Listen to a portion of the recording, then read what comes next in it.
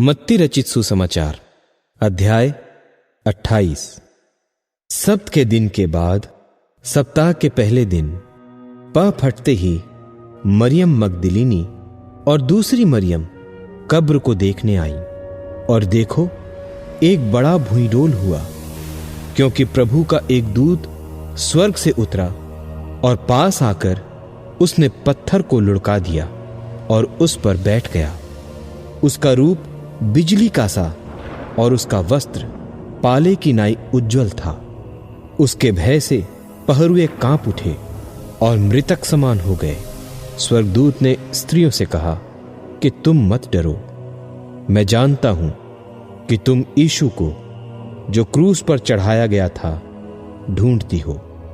वह यहां नहीं है, परंतु अपने वचन के अनुसार जी उठा है। आओ, यह स्थान देखो जहां प्रभु पड़ा था, और शीघ्र जाकर उसके चेलों से कहो कि वह मृतकों में से जी उठा है। और देखो, वह तुमसे पहले गलील को जाता है, वहां उसका दर्शन पाओगे। देखो, मैंने तुमसे कह दिया। और वे भय और बड़े आनंद के साथ कब्र से शीघ्र लौटकर उसके चेलों को समाचार देने के लिए दौड़ गईं। और देखो, यीशु उन्हें मिला और कहा, सलाम। और उन्होंने पास आकर और उसके पांव पकड़कर उसको दंडवत किया। तब यीशु ने उनसे कहा, मत डरो, मेरे भाइयों से जाकर कहो कि गलील को चले जाएं, वहां मुझे देखेंगे।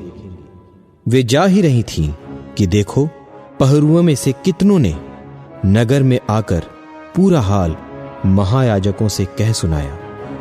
तब उन्होंने पुरनियों के साथ इकट्ठे होकर सम्मति की और सिपाहियों को बहुत चांदी देकर कहा कि यह कहना कि रात को जब हम सो रहे थे तो उसके चेले आकर उसे चुरा ले गए, और यदि यह बात हाकिम के कान तक पहुंचेगी तो हम उसे समझा लेंगे और तुम्हें जोखिम से बचा लेंगे। सो उन्होंने रुपये लेकर जैसा सिखाए गए थे वैसा ही किया, और यह बात आज तक यहूदियों में प्रचलित है। और 11 चेले गलील में उस पहाड़ पर गए जिसे यीशु ने उन्हें बताया था, और उन्होंने उसके दर्शन पाकर उसे प्रणाम किया।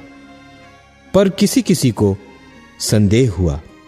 यीशु ने उनके पास आकर कहा कि स्वर्ग और पृथ्वी का सारा अधिकार मुझे दिया गया है, इसलिए तुम जाकर सब जातियों के लोगों को चेला बनाओ और उन्हें पिता और पुत्र और पवित्र आत्मा के नाम से बपतिस्मा दो, और उन्हें सब बातें जो मैंने तुम्हें आज्ञा दी हैं मानना सिखाओ। और देखो, मैं जगत के अंत तक सदैव तुम्हारे संग हूं।